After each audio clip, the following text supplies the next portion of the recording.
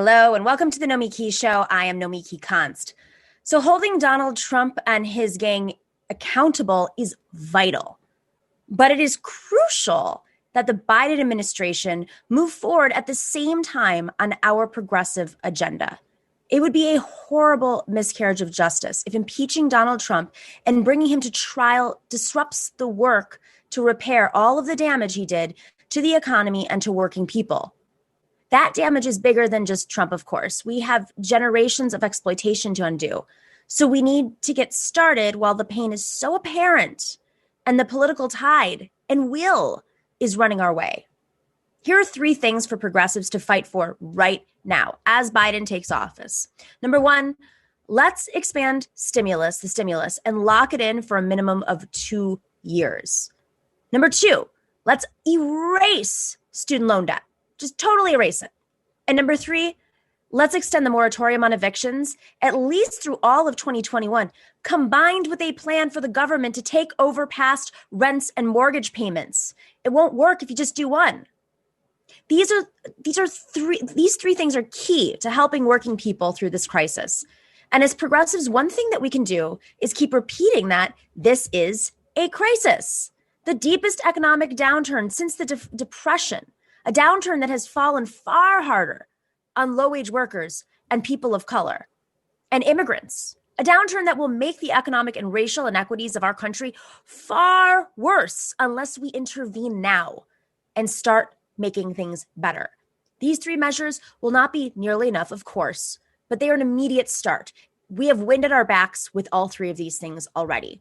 And they are measures that are already finding support behind our progressive ranks and, frankly, even some of our neoliberal ranks, which means we can get them done quickly and well.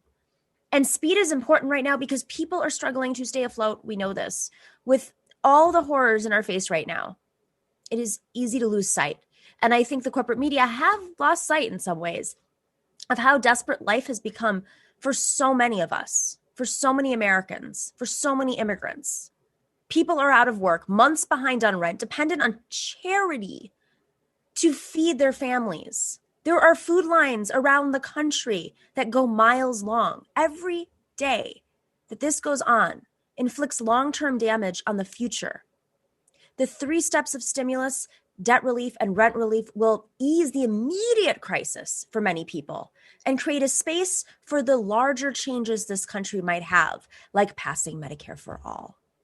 Now, as progressives, we should not shrink from the price tag, of course. This will cost a lot of money. The country will run up a debt. But this is the time to spend, right? As expensive as this will be in dollars, we as progressives must make the case that the cost of not doing this will be far, far, far higher. The physical cost and the actual cost on people, the money cost and the actual cost on humans. You don't have to be Stephanie Calton and the MMT theorists to see that it is a pretty good idea to borrow money now and at interest rates right now near 0 to prevent a dystopian America of underpaid and unemployed workers, unbridgeable racial schisms, and rich people living behind gates and walls while the majority of the country goes hungry. If it helps, think of the American people as, a company, maybe a bank or an airline. America bailed out airlines and banks and automakers and others. This is the bailout for American working people who, by the way, all those companies, right, they depend on, huh? We really are at a fork in the road, and we cannot let the necessary job of holding Trump to account also distract us from the work ahead. These 3 steps can be enacted in the first few weeks of the Biden administration. Stimulus talks are already underway. We are told Senator Chuck Schumer is already telling the Biden people to raise their sights on how much should be spent. That's Chuck Banker Schumer, which must mean that his friends on Wall Street and the big banks accept that this is needed. It's a big deal. The next stimulus bill must make clear that it will take us several years to climb out of this pit. That means supplemental unemployment insurance, at least until unemployment is back near where it was before the pandemic, which may well be into 2022 or 2023, or worse if we don't do anything. It also means we have to think bigger than just whether the next stimulus check is $600 or $2,000. What a freaking insult that is to people. We need to commit to regular monthly stimulus checks into 2022 at least. I am fine with the $75,000 and $95,000 caps, and I hope as the year goes on, more and more Americans get back to work and start to earn their way out of their stimulus checks. That is a good thing. But remember, there are millions of low-wage Americans who never make more than $75,000, and we need to be thinking about them. Then there is the student loan relief. This debt is a noose around the necks of millions of Americans, not just millennials, millions of Americans. Millions of Americans who didn't graduate because the debt was so high. So they didn't even get the degree, or they didn't get the jobs that came with the degree as they were promised. It has been holding their lives back even way, way, way before the pandemic. We know this. It ruins their credit and holds them back from investing in their futures, which, by the way, is America's future, right? So let's wipe that slate clean. The banks will surely take a haircut, as they say on Wall Street, but I am actually okay with some reimbursement from the government to the banks to cover part of the losses. And then let's have a major plan for dealing with both access to education and its costs, so we never sink back into a hole like this. Now, third is rent and mortgage relief. There are millions of lower income Americans who have not paid their rent in months. That also includes the middle class. That includes small business people who have lost their businesses, or maybe because they can't pay for their store or factory space. Right now, this may be the most frightening part of the economic crash and the piece that must be dealt with urgently. People have lost their jobs. People have lost their health care that came with their jobs. People can no longer afford to pay their mortgages or their rent. First, because all that is protecting millions of Americans from evictions are the federal and local moratoriums, which must be continued. But that really only pushes the crisis up the chain to the landlords. Some landlords are really just small business people themselves who now are in danger of collapse. Others are mega real estate companies, like the ones I've done battle with in New York City. So I have to grit my teeth as I say this, but they can and should have a seat at the table as we sort this out. Hear me out. A real estate bailout has to start with tenants, not real estate giants.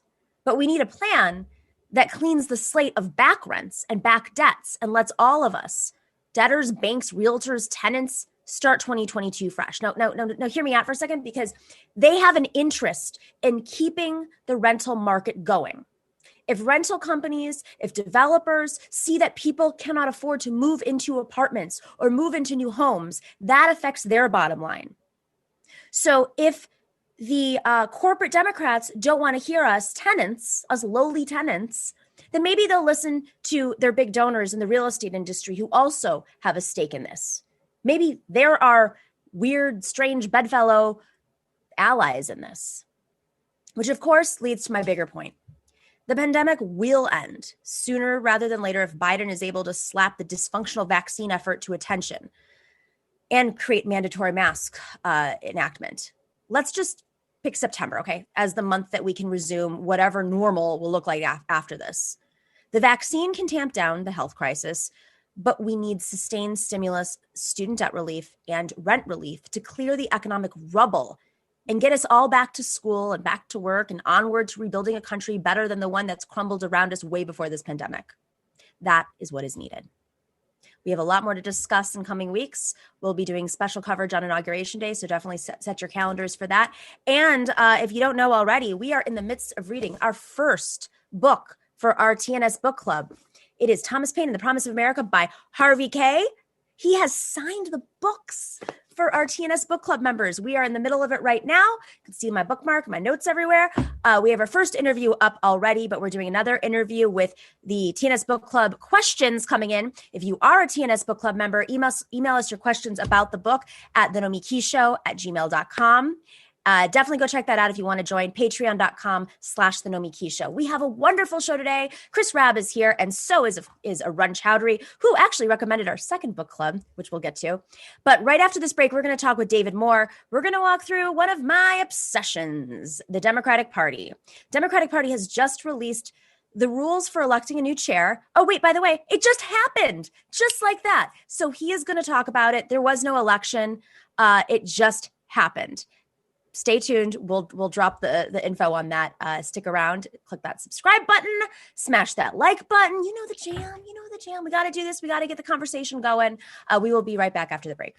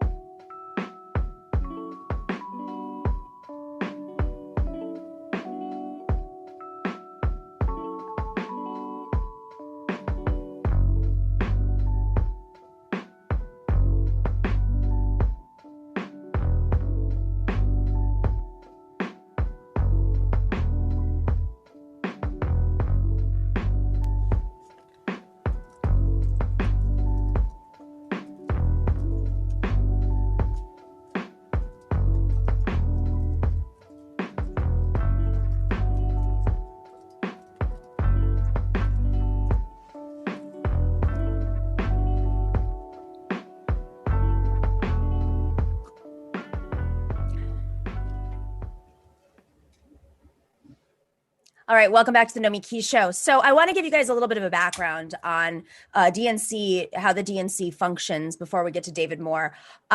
Today, we were going to talk about this with David, how they're rushing through the DNC chair's appointment / election. We were going to talk about this with David regardless because he's been covering it over the last few years.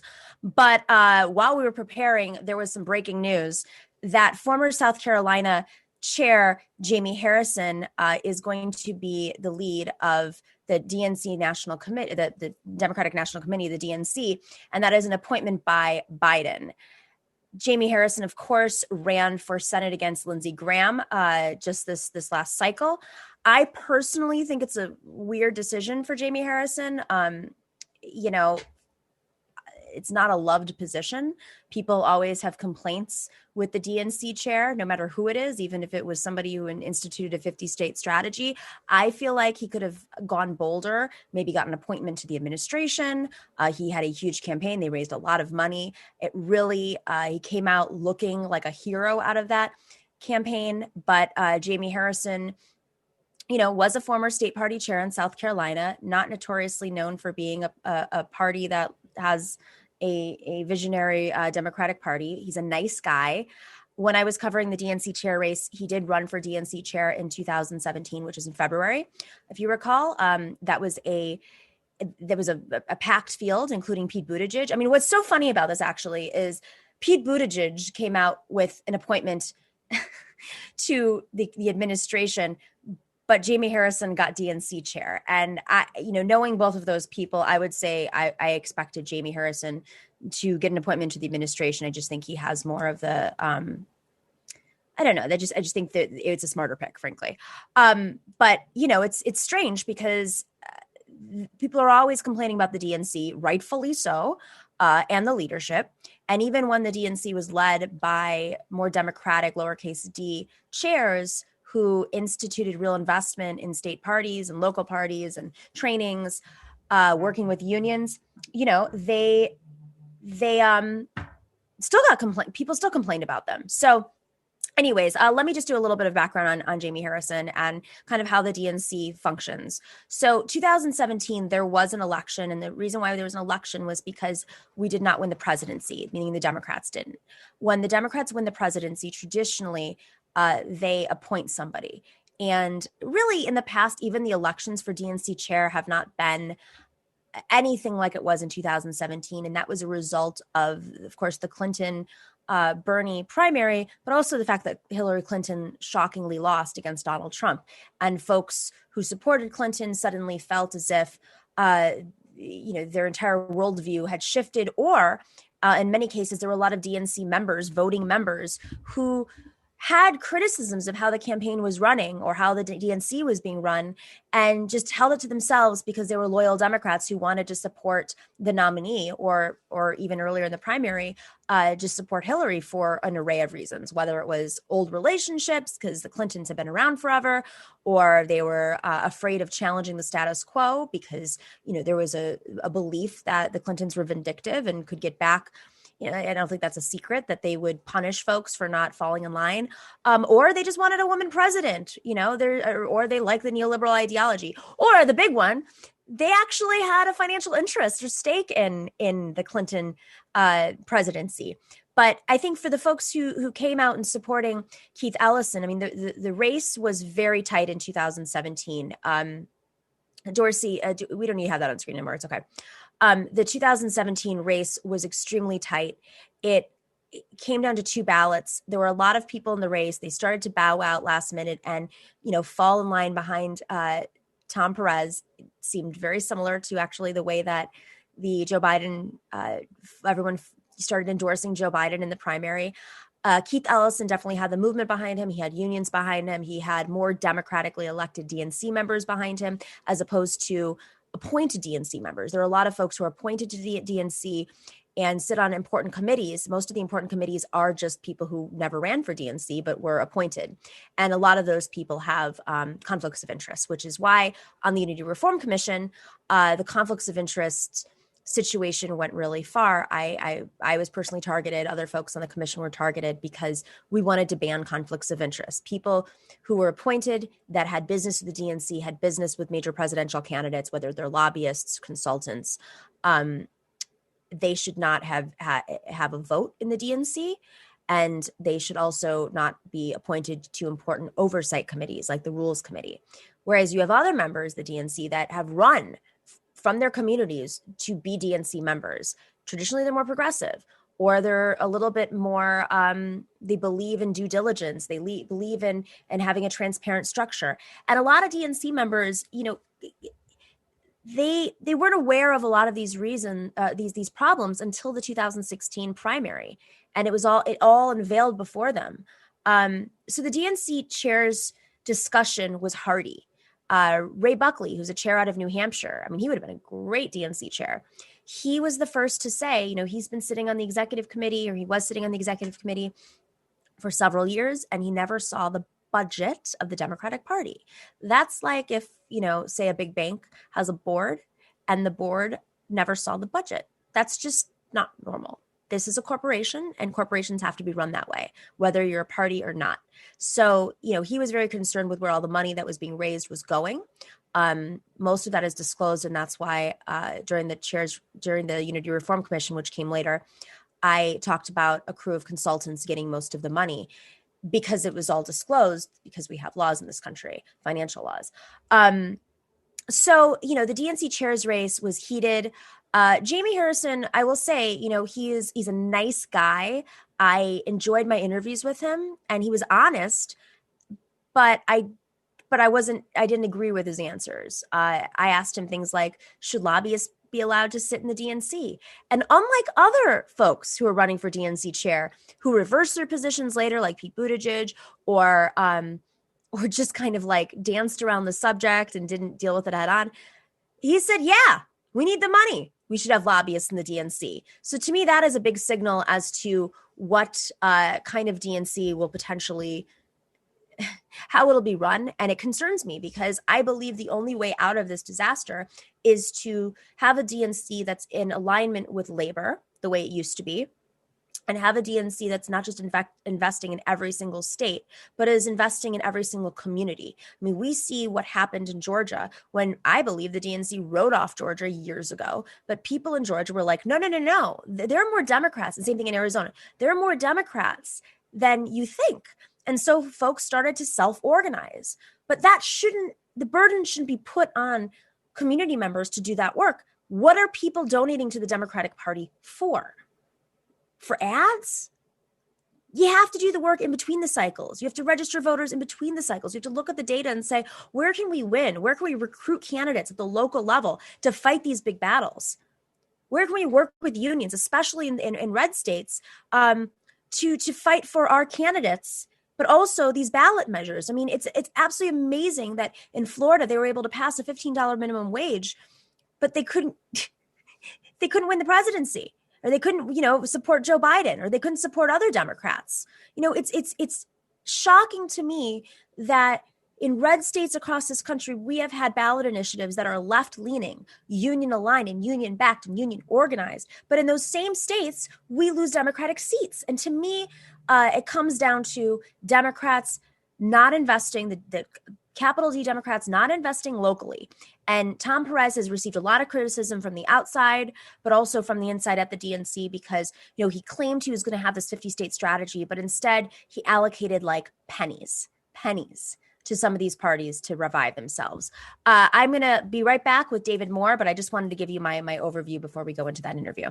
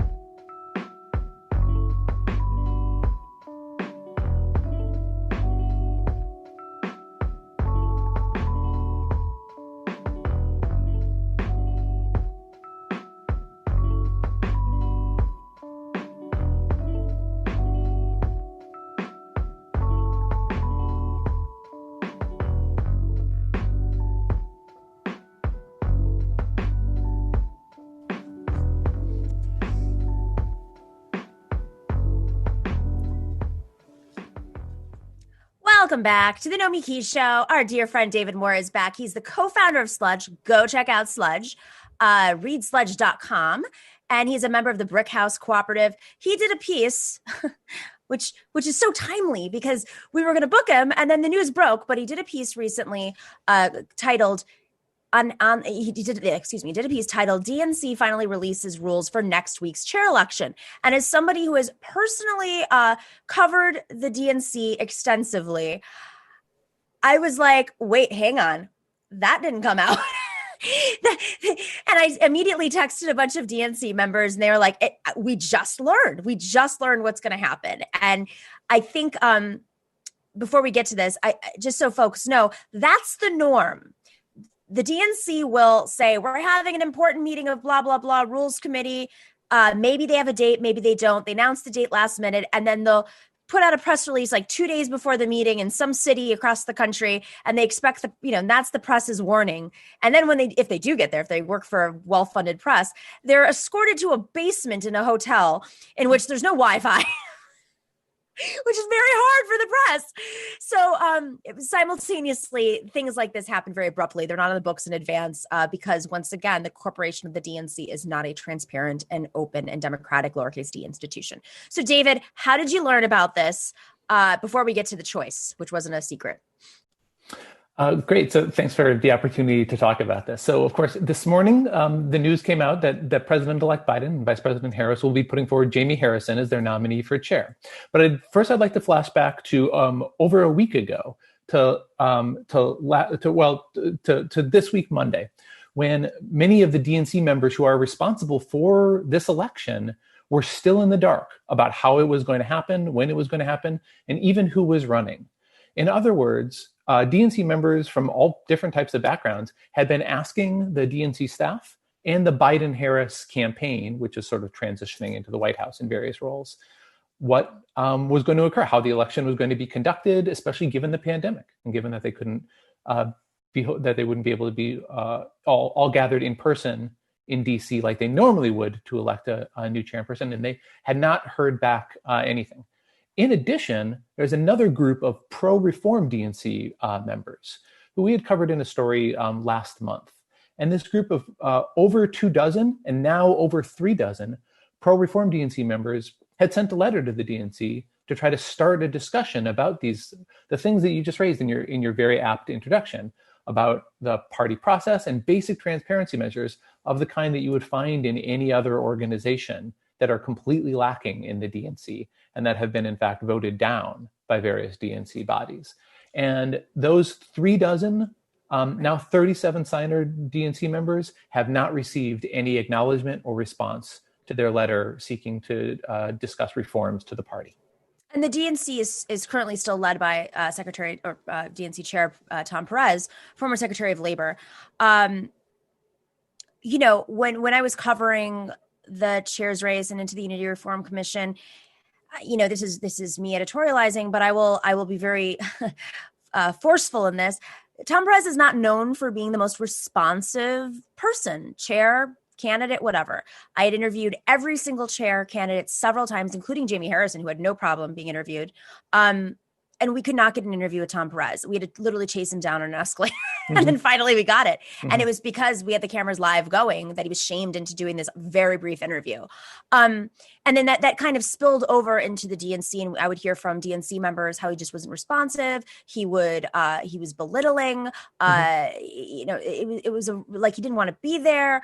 He'd give these angry speeches in which the crowd would start to dissipate at the DNC. Mm-hmm. I mean, I'm not surprised, but that he didn't respond to the reformers.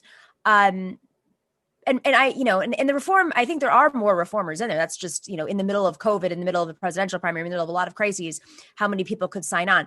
But what I'm really dying to know is, was this an actual election? Because prior to this, if the Democrats won, mm-hmm. the Democratic president-elect got to just unilaterally pick who the DNC chair was. And I don't know any of the other candidates that were running. And I feel like I've got my eye on the DNC pretty, Well, you're exactly right. That is still the situation. The election is next week. The election is Monday through Thursday, will be held digitally next week. Now, no one knew this. And in fact, the DNC members didn't know this because it hadn't been communicated to them. And there's a couple of different folks who have staff capacity who could have communicated this to national members, to tell state parties and to tell the grassroots. It could have been communicated by the DNC Secretary's office, the DNC communication staff, or anyone in the Biden-Harris campaign staff at any point. But they kept word very locked down until this last minute when they said, just before the election, now candidates have 3 days to gather 40 signatures. They didn't say how they were supposed to be gathered online during the pandemic. The ballots will be sent out on Monday morning, and voting will end on Thursday. And it's widely expected that then Jaime Harrison will be elected by the 447 voting DNC members. But a good number of them also had no idea who was running. And there's especially confusion around the sort of more activist base of the Democrats on Twitter who are calling for Stacey Abrams to throw her hat in the ring. And there's been no communication from the Democratic Party regarding whether or not she's indicated interest in being a candidate, or whether or not the former gubernatorial candidate is even in the mix in any sense to be considered. It was sprung on everyone this morning that, in fact, Jaime Harrison is going to be tapped to be the next chair. He's moving up from his role currently as associate chair, and he'll be in charge of the party's multi-million-dollar contracts. And he'll inherit these discussions about transparency and reforms and reducing corporate influence in the party. And on our homepage on Sludge at readsludge.com, I'm up with a new article today that looks back at Jaime Harrison's many former very large corporate lobbying clients. So let's talk about this, because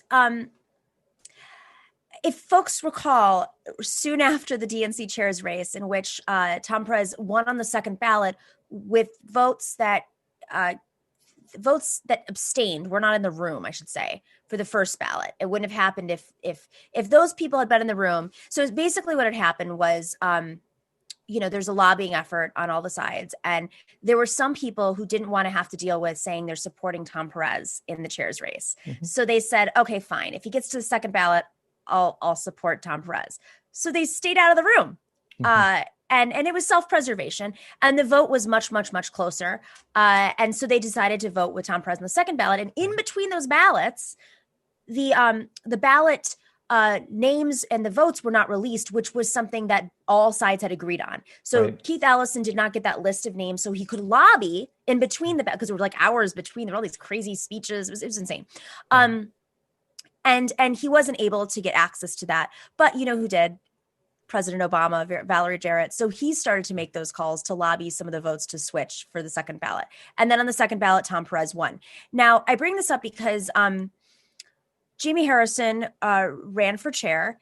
And immediately after the win of Tom Perez in this press conference, which the videos are up on TYT if anybody wants to find them, from 2017, he introduced Keith Ellison was going to be his deputy. Was that what it was? What was the vice? No, it was deputy chair of the DNC, an invented, office. Right. And then weeks later, DNC members are hearing that that's Keith Ellison's role, but they're not really talking. But Jaime Harrison suddenly has like an equivalent position and a seat in the office outside the chair's office, mm-hmm. even though he wasn't elected to do so. So he sort of took over this other role that maybe Keith Ellison was supposed to have, and taking over the leadership of the DNC, which I find so interesting. So could you give us a little backstory on that first off, and then later his career background? This is something that I'm so glad that you keep bringing up to people, because the story of the 2017 chair election is very underknown, and you've been great to focus on this from your experience in the room during while much of this was happening. But the first ballot was inconclusive between Perez and Ellison. Neither took a majority. The second ballot was noted with several individuals who hadn't voted on the first coming in on the second to vote for Perez, many of them from the New York delegation, and also notable switching from the Puerto Rico delegation. And in Sludge, we've surfaced some of the reporting that exists on that, including from the journalist Ryan Grimm's book, We've Got People, and other reporting such as that of the American Prospect and David Dayen. There's there's an establishment within the DNC that seeks to maintain its positions ahead of these very untransparent committees. And in turn, the committees are run by the chair. and all power flows up to the chair, as reformist DNC members have told us on and off the record, that the chair exerts a tremendous amount of responsibility, and that it's not of authority, really, and that it doesn't follow, the DNC as a private corporation doesn't follow traditional rules of good governance or of basic sorts of ethics and conflicts of interest policies, as we've talked about before, Nomiki, that those kinds of basic things that you'd find in a public or private corporation are very much lacking. Jaime Harrison now, he emerges with support of a lot of state Democratic Party chairs because Harrison was the South Carolina Democratic Party chair and has been seen in his U.S. Senate run to demonstrate a commitment to investing in local organizing and down-ballot infrastructure. So he is coming with significant support from some of the more progressive reformers, some of the Bernie Sanders delegates, for example. I was checking Twitter earlier today, of course, and he was receiving some enthusiastic applause from a wide variety of progressive DNC members. But also he is known for being a Perez ally, of course, and he comes to the party with a strong background in the kind of corporate lobbying that's still heavily represented and overrepresented on DNC committees. As a lobbyist with a Podesta group, Harrison lobbied for the big banks, big oil companies, and even for the American coal industry. Some of the details are on Sludge right now, and I can dive into some of that history as well. But the DNC continues to vote down measures that would reduce corporate influence within the party. Some of those have been happening for the past couple of years, where Tom Perez rejected, calls to reduce the influence of fossil fuel donors in the party, and as well this summer when the delegates, who are part of the National Convention, voted against stronger ethics policies in a very rushed, sort of typical DNC virtual meeting that happened. So exactly. This is so crazy to me, though. I'm sorry to interrupt. Yeah. I have never heard of any democratic organization like where people are elected to those positions by their constituencies ever voting down ethics, unless it's the DNC, in which the people who have oversight over that are appointed. That's correct. In which it would crack down. It's like the whole thing about campaign finance reform. A lot of congressmen and women don't want to deal with it because it goes against their bottom line. So that's exactly right. And those proposals now will be faced by Jaime Harrison. The calls for reform are growing. Of course, the one metric that we were able to analyze is the rise from 29 signers of a pro-reform letter to 37, and that's pretty significant. That's 10% of the elected DNC members, not the total voting, but 10% of the elected ones as a sort of as a larger subset. They'll be bringing these concerns over empowering the grassroots and the state parties to Jaime Harrison, and there are expectations that he'll be receptive to the discussions. But he also has been appointed by the Biden-Harris political operation, and he comes with close ties to the establishment, including committee chairs like Jim Roosevelt that have been very untransparent in their dealings and have also shown like a real interest in preserving the status quo and in not releasing basic information about how the DNC operates, even who's on it or how members can get in touch with each other to discuss this. Because after all, the 447 members who will be voting on Monday are not public. That information is not officially released publicly by the party. It's not officially released publicly, but people have access to it. Just a reminder to folks, Jim Roosevelt is the, if you remember the Alex Morse situation in which there was a manufactured, set of smears against Alex Morse in Massachusetts. Jim Roosevelt is the grandchild, I believe, or grandchild of FDR. Yeah. And he used to work on behalf of Social Security, had this kind of like amazing history, and then became the DNC like rule. He's got a reputation for being like the person who blocks everybody and understands the rules more than anybody else. And I sat on the rules committee of the Unity Reform Commission with him, which was real fun. But he was behind when all of those stories broke about how he was working with the Young Dems in Massachusetts to create this smear. He was behind that. So if you guys remember that name. That's right. And in addition, to look briefly back at some other of Harrison's lobbying clients, with the Podesta Group, they included the drug maker Merck, which under the Obama administration was hit with like billions of dollars in lawsuits and penalties for misleading marketing. He worked for Wells Fargo and he lobbied. Jaime Harrison lobbied with Podesta Group for Bank of America and Wells Fargo, while both of these giants were hit with huge criminal penalties as well. And during the Deepwater Horizon oil spill of 2012, which of course sent unfathomable amounts of oil into the Gulf of Mexico, Jaime Harrison had been also during his career as a corporate lobbyist, had BP America as a client. And there was a group called the American Coalition for Clean Coal Electricity, ACCCE. You listeners might hear that and say, right, I thought there was not such a thing as clean coal. And that's because climate scientists and environmental groups like 350 agree there is no such thing as clean coal electricity. It's industry propaganda. But Jaime Harrison, during his time as a lobbyist, lobbied the House Democratic Caucus and also Representative James Clyburn, with whom he is close.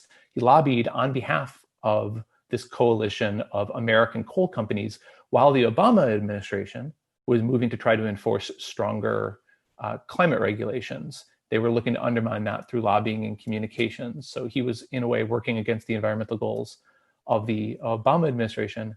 Now, of course, news reports say that Jaime Harrison's closeness with Representative Clyburn was part of what helped propel him to the nod from Biden to be the DNC chair.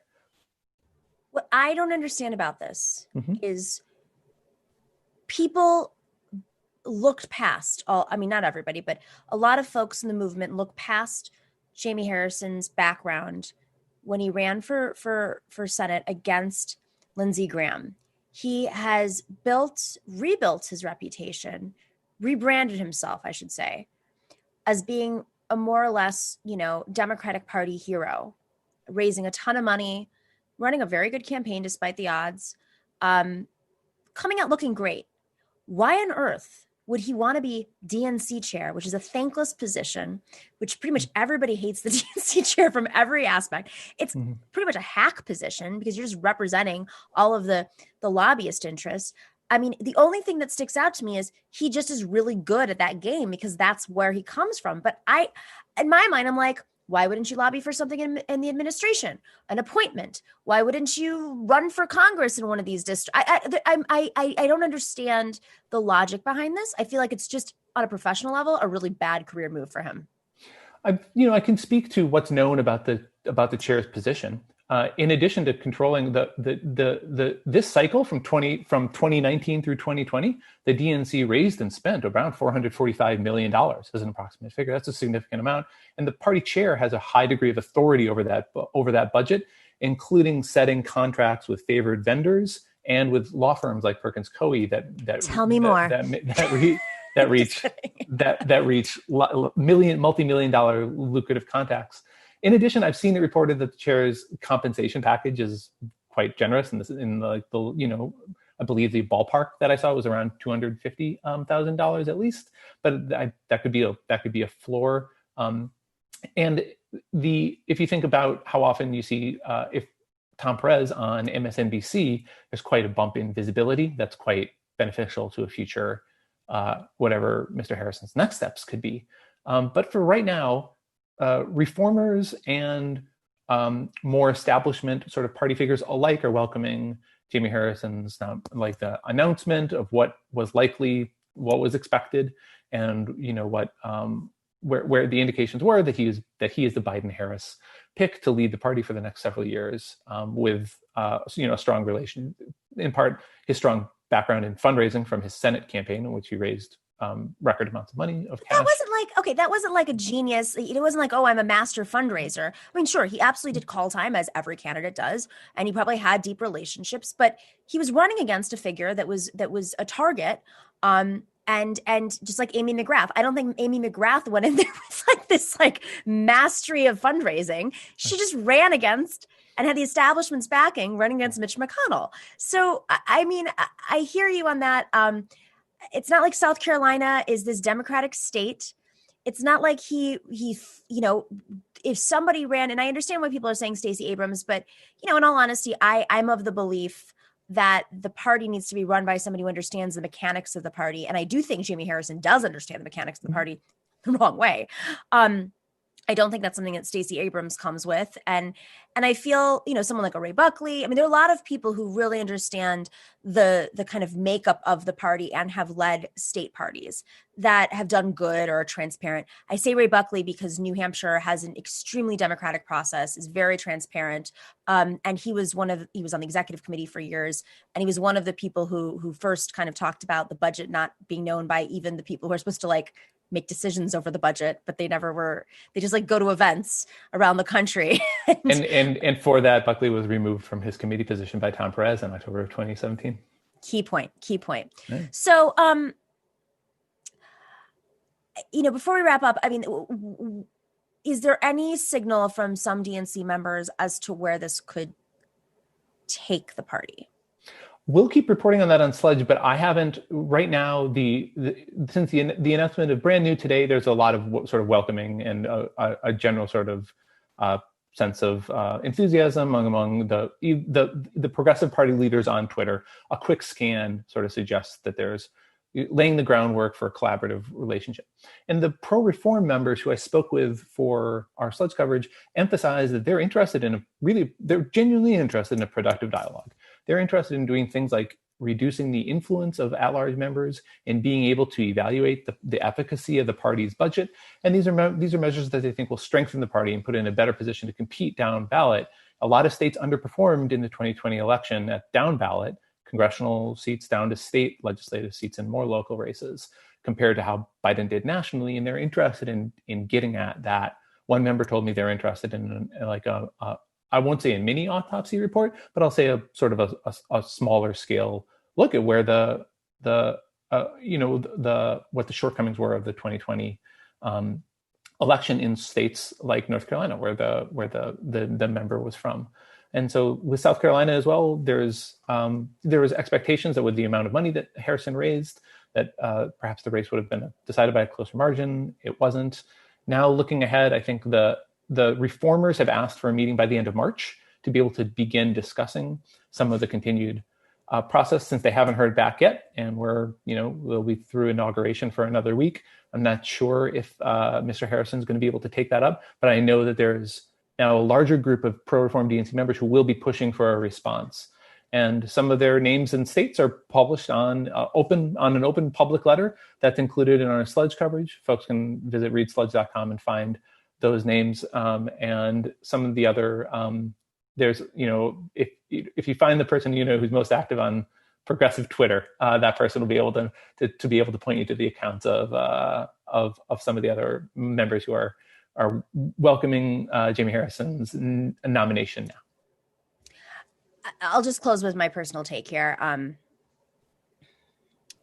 The autopsies have been done.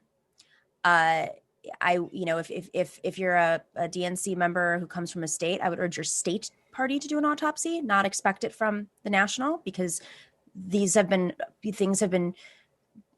I say the autopsies have been done before. 2020, the Unity Reform Commission was essentially the autopsy. The problems have not changed. These are the same problems that happened in 2006 after Howard Dean was no longer at the DNC, after we lost 1,200 seats. The Democrats have had the same issues. It's not going to always point back to the same problems, and that there are people who have a vested interest in raising all this money and dispersing it the wrong ways that don't win at the local level. And some of those people happen to be actual voting members of the DNC, despite having never been elected. And they have oversight. They've been appointed to all of the oversight committees in which they oversee budgets, they oversee rules, and so that's why the whole banning of conflicts of interest, which I'm so happy David has talked about, is integral. With that being said, that's why I say, I know there are a lot of new people in the DNC, which is wonderful, but don't make the same, why reinvent the wheel when the wheel has already been invented 6 times over? When it comes down to getting rid of conflicts of interest, having a transparent budget with oversight, and also not expecting the DNC chair to be your friend. I like Jaime Harrison. I think he's a nice guy. When certain members of the Unity Reform Commission were getting harassed with thousands of troll armies that were definitely paid for, And when I personally received a death threat as a result in a hotel room, I immediately called up Jaime Harrison, who I knew was working at the DNC. And I said, it takes me 2 seconds to figure out where this is coming from. And I'm pretty sure we know where it's coming from. This is what's happening. And I got a death threat. And I swear to God, within 5 minutes, it stopped. Thousands of tweets just stopped. Like there was a button that was pressed. He was horrified. He said that he's experienced similar things. And so I do think he has more empathy, and his barrier, like there's things that are off limits. And so I do really appreciate that about him. But my concern is, the Democratic Party has to fight fascism right now, even with the Democratic president. And that's not going to happen with a bunch of ads. So that's my editorialization. David, you do the reporting, the great reporting. I'm no longer on that beat, so I can now throw out my opinions. But David Moore, final thoughts, anything before we wrap up? No, that folks can check out more of our coverage of the DNC, including we're the first site to put out the information of who these committee members are and their conflicts of interest with big corporate clients. This information that hadn't been publicly reported, and that's part of our Sludge investigative series at readsludge.com, which they can find under the DNC tag. Go check out readsludge.com. Great reporting, David. Always a pleasure. Let's have you back on soon to discuss more DNC drama. All right. Thank you so much. We'll be right back with Arun Chaudhary and Rep. Rabb from Pennsylvania. Stick around.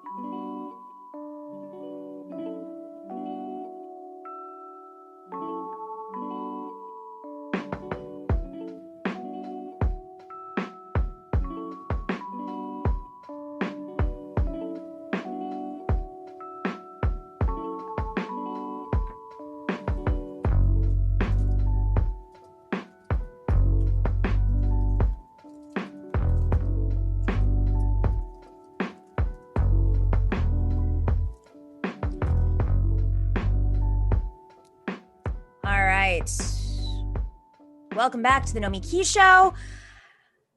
It's Thursday. You know what that means. It means Rep. Rabb, live from Pennsylvania. Representative Chris Rabb is repping the 200th, I should know this by now, District of Pennsylvania. He is in Northwest Philly. Thank you for delivering us a Democratic president. Just always want to give you the shout out because you've been doing the hard organizing there for years, which turned out in Pennsylvania, winning us Pennsylvania. And we have political filmmaker live from Berlin in the late nights, Arun Chaudhary. He's the former first official White House videographer under the Obama administration, and he was the creative director for Bernie Sanders in 2016. Also, you were our political consultants on our campaign, just full disclosure. That's right. Actually, I'm coming to you live from Pristina, Kosovo tonight, right, where there's snap elections happening next month. So we are all getting ready to undo some of Trump's wrongdoing overseas. Meaning the rise of fascism overseas. Just to and directly organizing a coup in the middle of the coronavirus in this beautiful Balkan nation. In this beautiful Balkan nation. All right, I want to start off real quick because before we came out on, I got news that Pennsylvania is, the legislature is not going to be in session in the lead up to the inauguration out of fear of another insurrection. Could you give us a quick update on that, Rep. Rabb? Yeah, I got a very ominous email saying, keep your ass at home. Not funny, but yeah, I mean, make it funny. Yikes. Yeah. You know, hey, look, we got to keep our wits and we got to keep our sense of humor even amidst all this darkness. But no, it is very serious. They did not go into any detail whatsoever, but they are deeply concerned. I just finished our first legislative week of the new term yesterday. Monday, Tuesday, Wednesday, we're in hardcore security. Everything on lockdown. No cars that are not associated with members and essential staff were allowed. No one from the general public. No lobbyists. Nothing. I mean, no lobbyists really since the pandemic. So, but they just shut it down. It was hardcore. So, you know, I felt nervous and safe at the same time. Right? Safe that no one was going to sneak in, but nervous because, you know, who likes to work around folks carrying, you know, hardcore, you know, military gear? And frankly, as a Black man, I'm concerned how many people in this police force, in this law enforcement agency, are sympathetic to insurrectionists. We just had a Philadelphia detective who got caught up in the insurrection. And she got, you know, her name is all over the papers. And here's something that is related to all of this. After the peaceful protests following the killings of George Floyd and Breonna Taylor and others, you know, a bunch of us stormed the House floor in a peaceful manner, right? We weren't breaking stuff. You know, we were members. Well, you're a member. So let's just start with that. Yes. Without a gun. That's right. With that, no guns, nonviolent, and we demanded legislative action. 36 days later, we got 2 and ultimately 3 Democratic measures enacted into state law, which was huge. It wouldn't have happened without all the people on the streets. But here's the thing. Right before it became a law, there was a loophole put in my bill that I could not undo. That was inspired by the FOP. That loophole will allow this insurrectionist, fascist, white supremacist, QAnon, whatever her business is, to get another job in law enforcement if she quits before she is fired. So if she says, you know what, this is getting real bad, I'm going to quit. She can just kind of go lay low for a while and apply for another job in law enforcement. And she can be hired without the scrutiny of the public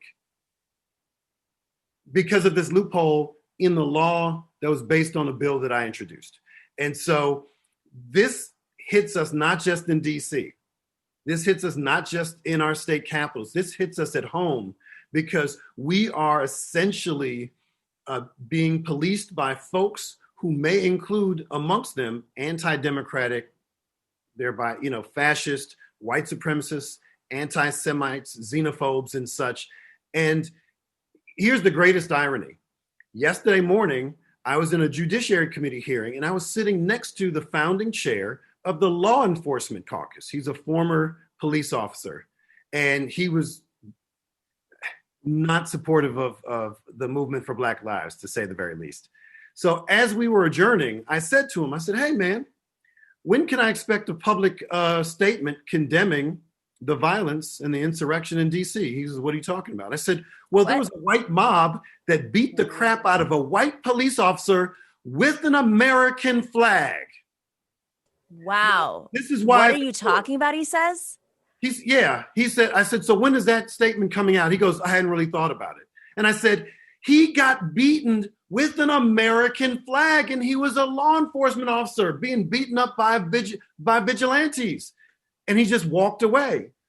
So this whole Blue Lives Matter thing is really kind of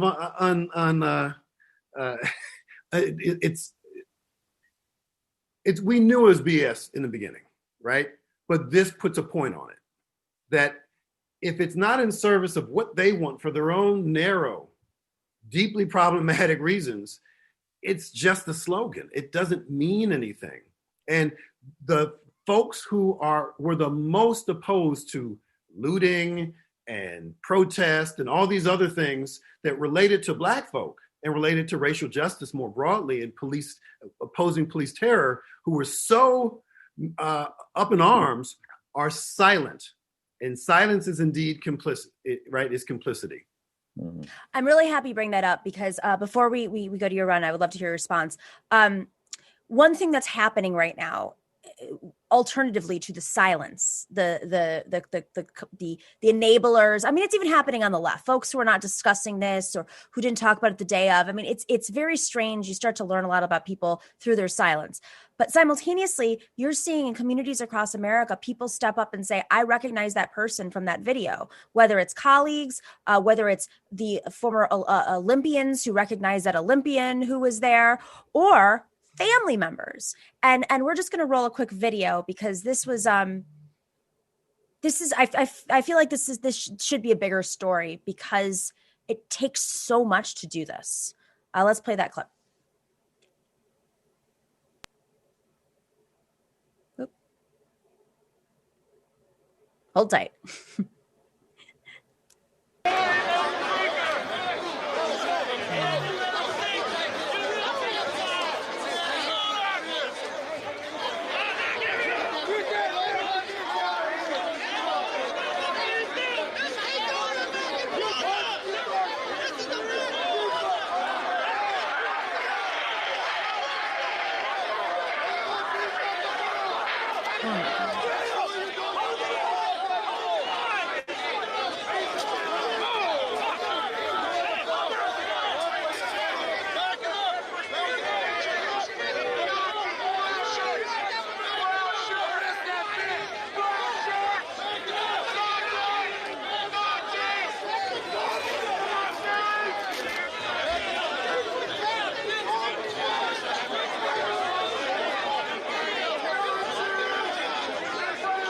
Right, so take a look at that woman. That's important for the context. All right, so the background here is that a teenager, the daughter of that woman, had turned in her mother, who was that woman in that photo, and I believe her uncle who was there, the white woman who had blood on her face, calling them out. And she did an interview recently, I believe, with me. So we can't play it, unfortunately, because we'll get dinged. But she did an interview about this because she had tweeted something out saying, essentially, I'm going to report you. That's my mother. That's my uncle. I'm going to report you to the FBI. FBI, pay attention, or something like, this is my mom. She shouldn't be doing this. Mm-hmm. And then people didn't believe her. And she showed all these photos with her and her mom and saying, well, that's her. That's her. I don't know if we have the tweet for that. But I mean, this, I think, is such a powerful... There's the photo she tweeted out of her mom when folks said that she didn't believe. Can we move it up just a little bit so we can see it fully? What did she do? No, move it up. Not. Yeah. So what did her mother do? Yeah, I saw her getting hit.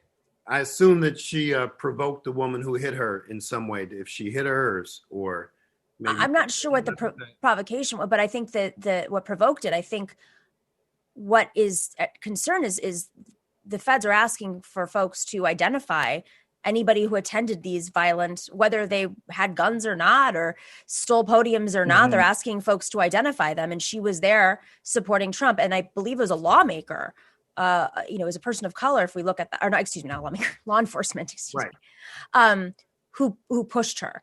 So, I don't know if the stories the question is, it's these kids. I mean, this is really kind of powerful that a child in the family is turning in their own family members. Yeah, it's slightly unsavory, right? Like, yeah. I mean, I think in general, we're seeing kind of the double-edged sword come out here, which is that we've seen some egregious crimes committed and we want to see them prosecuted. We've seen some of our members of Congress be extremely unsafe in some what seem like systematic ways, and we want that to be prosecuted. But what I'm already seeing of the Patriot Act 2, like a Sister Act 2 back in the habit, is a sequel that is ill-conceived and forced out the door. And the idea of identifying through face recognition and whatever, and just people talking about everyone at a protest would make me incredibly nervous if it was a protest for healthcare that maybe had some friction with police or something. I mean, who knows? Who knows why people are going to want to protest for? And so I just hope in our rush in the next few days and months, as we're going through impeachment and all these things, we don't put together some slapdash legislation that really curtails our civil rights even more than they already are for the benefit of people who are going to make the new cameras that every police department will use to film at the protests. You know, like Raytheon, whoever this is who's going to make that camera is going to make a bundle. But let's just make sure we're actually being safe in a smart and socially conscious way. Do they need new cameras? I mean, it already exists. So, I mean, we already have this. That's what I understand is like, how could you get more? I mean, just because you got to spend money on something when you pass a bill that's going to be, right. Look, Robb will tell you all about it. Yeah, I mean, that's absolutely true. Any excuse to provide more procurement opportunities for large corporations to surveil us, I mean, that's just a dream come true. And it is a reflex that we have to catch ourselves on, even those of us who are more progressive minded. We want to get these folks because we want to prove our point that there are white supremacists in every aspect of society and say, we told you, we got them, we need to get them, we need to crucify these bastards, or whatever terminology we use. But then we are saying, but are we playing into this carceral mentality where the carceral state is what wins? And listen, we weaponize, we radicalize people in the carceral state. Right? We inside, I visited 7 state prisons in my time in office over the past 4 years. It's deeply segregated. It's probably more segregated than in society itself, which is really hard to beat in most places in this country. And so we have to ask ourselves, what does success look like? And look, I am not kind of a turn the other cheek type of dude. I'm just not, right? I believe a lot of these people are beyond redemption. A lot of them, but not all of them. But how are we going to redeem society itself? And it's not going to be through massive surveillance and through over-incarceration. Even the folks who I consider the bad guys, we have to think more deeply. And so Arun's point about further equipping Big Brother with these things can definitely work, can be very counterproductive, because when the pendulum swings back, and it always does, we're going to be the one caught up in this stuff by something that we created. And you can look at the 1994 crime bill. You can look at hate crimes laws, where the people who are actually convicted are Black and brown people more than white people, because they use these laws against the folks who meant to address racism. So we do have to be very careful. But at the same time, I believe that I have an issue with the Confederate flag. I think we all should have issues with the Confederate flag and what it means. I'm big on the First Amendment, but how do we process folks holding up? I mean, they were traitors, right? We're talking about treasonous stuff here. So we got to continue having this conversation. It's not cut and dry. And without having these meaningful conversations about our First Amendment rights, Fourth Amendment rights, et cetera, then we could actually be playing into the very things that have hurt us in communities of struggle for generations. That old line, never let a good crisis go to waste. That is a crisis where we should be focusing our attention on specifically. I think there's a moment where we have an opportunity to address the root causes. As you said that, I'm really glad that you brought that up, Rabb, because one of our listeners, Buckaroo Samurai, says, don't recall the FBI or police needing terrorism laws or high-tech equipment to violently put down the Black Panthers or leftist groups in the 60s and 70s. I'll add that part. But there's a way to monetize it now. It's like, it's one thing to do it. It's another thing to make money on the side doing it. So, I mean, with that being said, and I'm really glad that the conversation has gone this direction.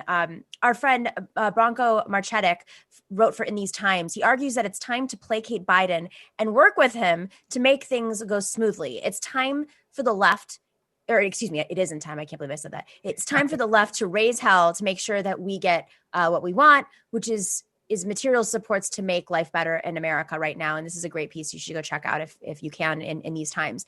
And that's sort of what we led with at the top of this show, which is, we've gone through impeachment. We should definitely put him through a trial, but not let that distract away from the existential crisis that most Americans are facing right now, whether they're about to get evicted or with their eviction comes tens of thousands, maybe even worse, dollars in past rent, not to mention the medical costs that, maybe we can't get Medicare for all right now, but let's eliminate the medical debt that people have acquired because of what happened with COVID, whether it's COVID directly or related to COVID. Student loan debt. I mean, how can we possibly get out of this if people are unable to survive because the first part of their income goes to student loans if they didn't graduate college? So, I think this is a really important piece because we can't lose sight of what is the most important thing for most Americans right now. And we might have allies, strange bedfellows in these places. I'd mentioned rent relief. Real estate companies have a vested interest in having renters come in. So it's a weird ally, but we might be able to work with them. Chuck Schumer seems to think we can eliminate a larger portion of student debt, strengthen the stimulus. I mean, if the banker in chief in our Senate says that, maybe there's a little bit of leeway right now. Maybe they got a memo that we didn't get. Right. Arun, what are your thoughts on that? I think we're a week late. I think January 7th was the day to start doing it because Georgia was a hell of a good excuse. Yeah.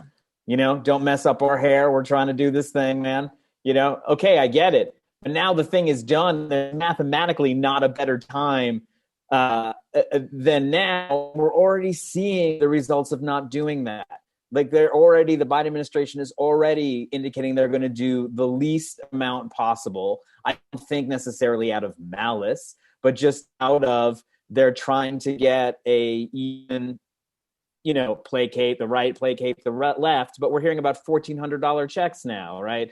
Not hearing about $2,000 dated back. We're hearing about the sort of very least we can do for people, not what's going to make them whole.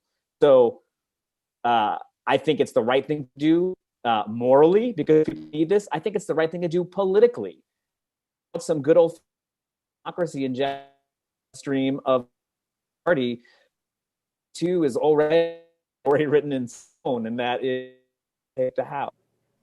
Arun, just so you know, we lost a little bit of what you last said, but I think we got a good sense of it. I think your Wi-Fi is cutting out, but with that, I'm going to go to Run. I agree with 100%. Just so you know, everything you said, I co-sign. I mean, politically and also economically. Look, where are folks spending this money? They're spending it in local businesses. This is money that will recirculate in local communities. It just makes sense. And look, we can't be surprised because Biden ran as Biden, right? I mean, that's on us. It's our fault if we expect anything more from him. But there's a difference between expecting more of him and demanding more of him. And we must do the latter. We'd be silly if we did the former.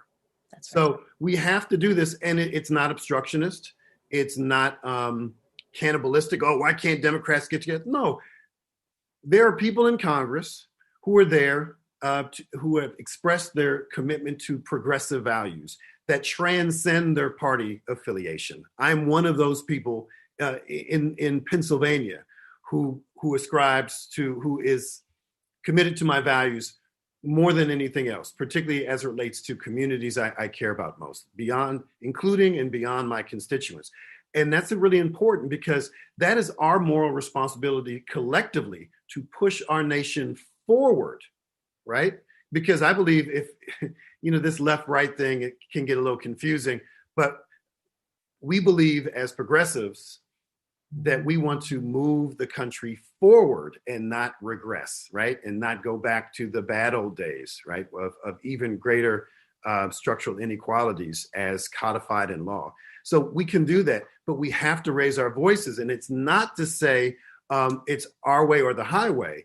It's to push them and say, this is why you should embrace these policies. It is in line with your espoused values, and it's in line with just good policy to help those most in need. And I gotta say too, I hear a lot of talk now from mainstream white politicians about racial justice and racial equity and such.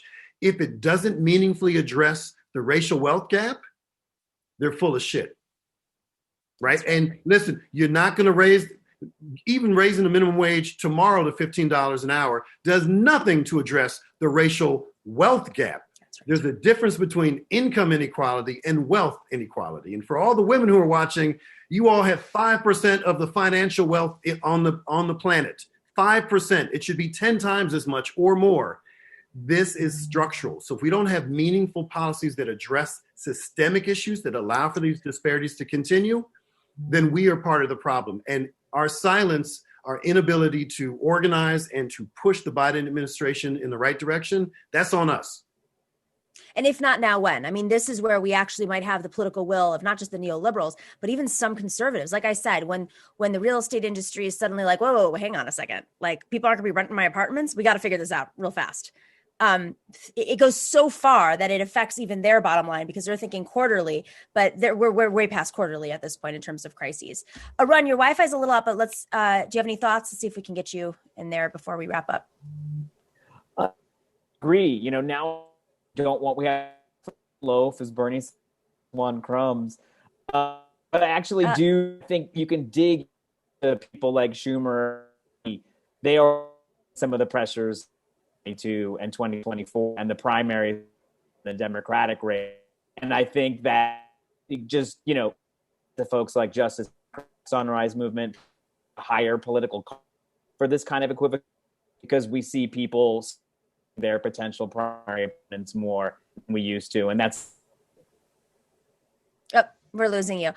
Just to summarize what he said, if I can say it, he's saying this is why it's important to pressure the Pelosi's and the Schumers, and especially have the threats, if I heard right, the threats from outside groups like Justice Democrats and Sunrise, which, they do feel the pressure from, especially, Schumer in New York. He's got a AOC, at his ankles, or anybody else. I mean, it doesn't even have to be AOC. It could be any progressive who can build the coalition. They're all afraid of primaries because they've got a lot of work in controlling, especially if they're in leadership, and controlling Congress and raising the money. And it's a lot of work right now for them. So, they don't need primaries because they don't want to have to raise to protect themselves, and they don't want to have to fight off challengers. So, that's why they feel the heat. Last thoughts, Rep. Rabb. Well, I'm just really impressed that I only heard 23% of what Arun said, and he's still brilliant. That's really impressive to me. So, I love being in such good company. You've curated just a wonderful group of folks, Thank you. Hats off to you. And I really appreciate this opportunity, particularly, having these discussions outside of corporate media. So often those of us in elective office are asked to speak on the networks and local news and such. And people forget that media in this country in particular is an extension of corporate America. Mm-hmm. And so any meaningful critique of capitalism or systems of oppression are pushed to the margins at best. And so here's an opportunity we have to speak freely and meaningfully in ways that too few either do or can. And so I want to thank you for creating this platform and working in good faith with other folks who are seeking to do the same thing. Thank you. I appreciate it. And for you joining us. I mean, it's a growing space. It's important, I think. I mean, it's important to have a counter opinion. I think this is the moment where we can really break through and pull in folks that may have been more loyal to the Democratic establishment because there's this crisis of the moment. They too see what you're seeing in corporate media, and we've been getting messages from folks saying, I felt like they're out of touch. I went online, I was shared a clip, etc. And that's really important. That's super important to have another space that offers a different message, and a different path, and different pressure points.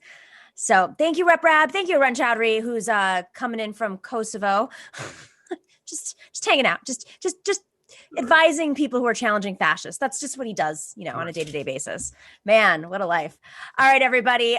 We are just going to wrap up this panel. I'm going to do a couple of a little bit of business before we wrap up. Thank you, Rep. Rabb. We'll see you next week. And just for everybody, so Wednesday of next week is January 20th. That is Inauguration Day. We are going to be doing a special inauguration show. It's going to be 2 hours long. We're going to have great guests, great panelists. We're going to cover what happened at the inauguration. Of course, we're not going to be at the inauguration because of COVID, and you shouldn't be there either. Let's just throw that out there. We will talk a little bit about what happened at past inaugurations. I went to my first inauguration in 1997. I was 13 years old. My dad took me. It was freezing cold. I'm not sure which was colder, Barack Obama's inauguration or that one, but I have photos from both in which we were wrapped in blankets and scarves, and all you could see was my eyes. I'm grateful that we don't have to do that this year, even if it's expected to be a little bit warmer. So definitely check out the show. Same time, 3:00 Eastern, but go into 5:00 for the special inauguration show. And if you are not already, please join us for our book club. We are in the midst of reading Harvey K's Thomas Paine and the Promise of America. He is doing two conversations with us. One overview at the beginning, which is already up there. And the second is with Q&As, answering questions from our book club members. If you're a book club member, please email us at thenomikishow@gmail.com with your questions. We will make sure to send those questions to Harvey so he has them in advance. And you can join our book club at the Nomiki Show, patreon.com/the Nomiki Show. There are 3 levels: 1 book a month, 2 books a month, or 4 books a month. And our next book is The Plunket of Tammany Hall, in which our previous guest, Arun Chaudhary, recommended we read it. It is a quick read. It is a great read. It talks a lot about the machinations of politics. You definitely want to join the book club. We're already in the midst of it. It's so much fun. All right, let's give some super chat love out. Fun Police, thank you so much. Love the glasses. Love you, questioning helper. That was a fun interview. Yeah, it was. The glasses are old. People have been asking about the glasses. I lost my other glasses and I couldn't find them. I tend to lose. I have a lot of glasses. Tend to lose them all at once. I'm not really sure why. This has happened multiple times where I'll just lose like 3 pairs at once. I also need to update my prescription. So these also hurt my eyes. They're not going to last long. I'll just tell you that. Al Walski, thank you for the love. Independent sponsored fuel for independent media. Got it. Sue's saying, give if you can, when you can, what you can for a good cause. Independent sponsored fuel, meaning independent people sponsoring our show. Thank you so much, Al Walski. Patrick Emmerich, just drink my afternoon coffee with my wife from a surprise Nomiki Show mug that you got in the mail. Thanks. I love it. Thank you so much. You too can get a Nomiki Show mug or tote or sticker, either by becoming one of the patron levels. I can't remember off the top of my head, or you can go to thenomikishow.com, I believe. We'll put it in the link below, and that's where we sell them if you guys want to get some swag. It's supposed to be for live events, but those are canceled for the future. So, maybe we'll have some fun stuff in the next, once we're able to meet in person again. And solar panels on the White House 2021. Thank you for the love. Prairie Fire Kowalski from Nebraska, always, always, always, always so kind, says, I'm free of the shadow ban now. Good. Some fishy stuff happening. Thank you to the author of Thomas Paine and the Promise of America, Harvey K., for joining the chat and mixing it up. Thank you to MIDI-Docs for working the algorithms as usual. You're always doing it so well. Huge, huge thanks to our moderators, Bob, Chokin, The Orb, and Chuck Diesel. DM Dorsey, we need your addresses. MIDI-Docs, DM Dorsey, we need your addresses so we can send you some goods. That's what we want to do. And Mario Quaid for filling in while MIDI-Docs was shadow banned today. I don't really understand how this works. I need to understand the shadow ban and why it happens a little bit more. So thank you, Mario, for filling in. And email us your info at thenomikishow@gmail.com. We need the information because we want to send you some gifts. Much love. We will see you tomorrow. Stay well. Be well. Solidarity. See you tomorrow at 3 p.m. Eastern.